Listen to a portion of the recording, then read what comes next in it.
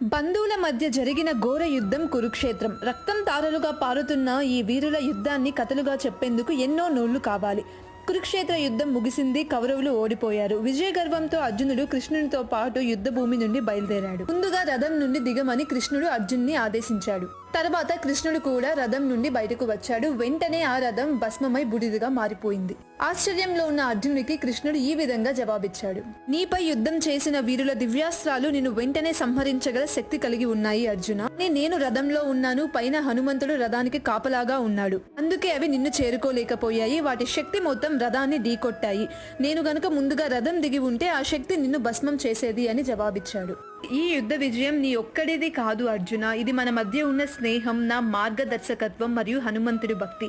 ఈ మూడింటి కలయిక ఈ విజయం. విజయ గర్వం మంచిది కాదు అని శ్రీకృష్ణుడు అర్జునుడికి బోధించాడు. ఈ కథ మనకు నేర్పే పాఠం ఏంటంటే విజయంలో ఎప్పుడూ గర్వపడకూడదు.